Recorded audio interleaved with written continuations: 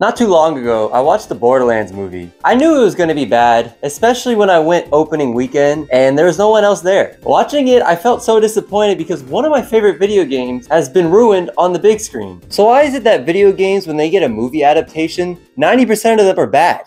First, we need to figure out what is considered bad. Now, of course, everybody has their own opinion. To one person, something could be terrible. To another person, it's the greatest thing they've ever laid their eyes on. And if you tell them it's bad, they will cry and poop themselves. Yo, the Sonic movie kind of sucked. Why would you say that, man? The second the blue blur gets on screen until the end credits is peak. No, it's not even for the scare anymore, man. The fact that you would even make that as a joke is insane. It's my opinion. No! Other than that factor, is it the Rotten Tomato score? Is it how well it does in the box office? Does it follow the video game story well? Does it cast the right crew and director? Let's play a game first and learn some pointless facts.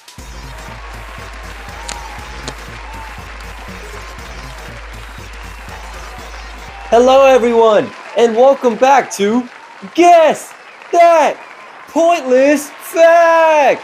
I'm your host, Drede, the man that lost the kids in a divorce. Alright, the game is simple. I am going to show you a statistic, and you guess which movie it belongs to. And for the first category, Rotten Tomato score.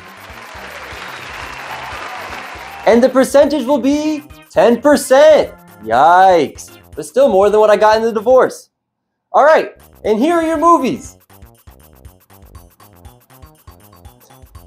And the correct answer is Borderlands. But all of these percentages are pretty low still. And now for your next percentage. 80%. You know my wife? I was just told to shut the hell up. However, this category will be around the video games. Here are your movies.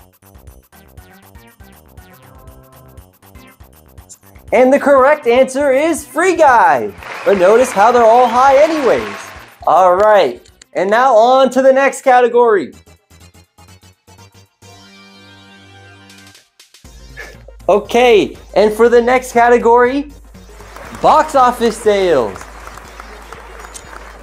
Now for every movie, we will show how much it costs to make. And for the first money, 103 million. Wow, now that's money, am I right? Here are your movie choices.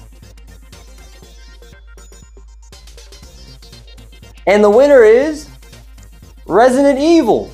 Now, if you notice, they all have made triple what they cost. And now for the final question, 58 million. Here are your movie choices. And the correct answer is Doomed. Doomed just like my relationship.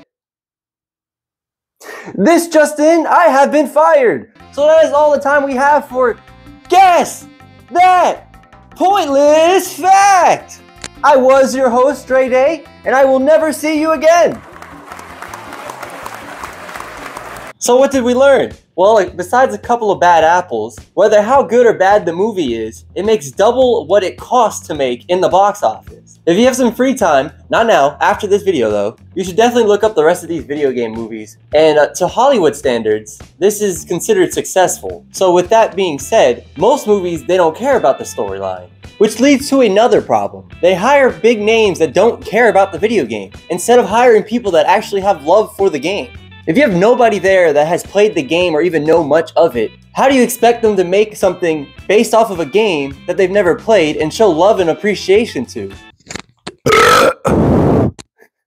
Here's a great example. The Borderlands cast is huge. You can tell they put most of their money to the cast alone. Now, in an interview with most of the cast and the director, the interviewer himself asked how many of them actually played the video game. Now, besides my love Jamie Lee Curtis, no one else puts their hand up. The director kind of puts his hand up. The interviewer then says, I see Eli thinking about it. You were writing this movie. How do you know what to write about then? Or how the characters work? Which explains why the cast themselves don't know the characters. They were clearly just hired because they're big names, which are going to get people in their seats. Of course I've played Border. I played Every game.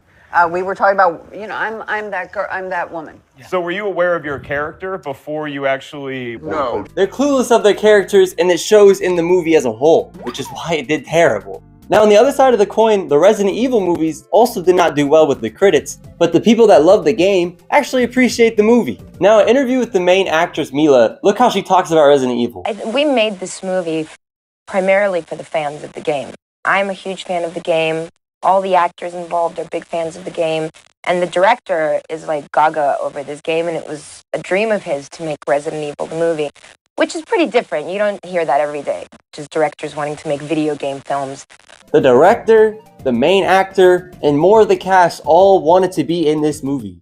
True passion comes out in anything, whether it's a hobby or your actual job, which explains why this movie got so many more sequels. Whether that's a good thing or a bad thing, that's up to you to decide. Until recent years, most video games focus on gameplay and having the story as a second thought. Video game companies like Naughty Dog became the pioneer of having great story involved in the gameplay. But because most games didn't focus on the story mode, it doesn't translate well on the big screen. Let me pitch you an idea of a video game that is now a movie. You have to defeat the enemy's tower. There's multiple towers, and you have very limited ammunition. Did you guess Angry Bird? Of course you didn't. And not only that, Angry Bird has 2 movies.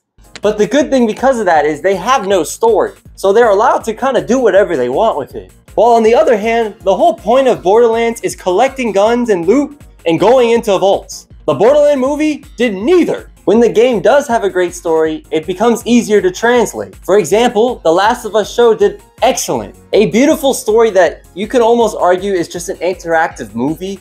So all you have to do is just copy and paste. My solution to these problems are simple though. Just follow what Nintendo did. You can have whoever you want, throw as much money as you want at it, but as long as you have somebody that made the video game on your team, then you're golden.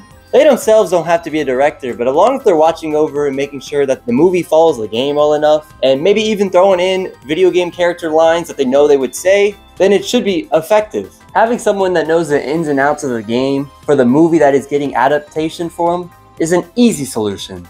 Just look at the Mario movie. It's a plumber saving a princess. How much more simpler can that be? They hired a huge cast, having Jack Black, Seth Rogen, and the rest of them, but because they had Nintendo watching over them to make sure it goes well and giving that classic Nintendo stamp of approval, it then goes on to make $1 billion. Yes, with a B. Overall, there is a lot of factors that go into making a movie. There's a lot of money that needs to get thrown at it, a lot of people that needs approval for it, and a lot of people that need to get hired on it. There technically is not one real reason why video game movies are bad. Movies and video games are 2 different forms of art, and sometimes things just don't get translated well. It goes with the other way around. Video games aren't that good either. But as long as you do appreciate the movie or have love for the movie, then there's really nothing you can complain about. But if you do hate the movie, then it sucks to suck. That was everything. I hope you enjoyed. I am super loud to get your attention. Please like the video. Every day is our day. Ah!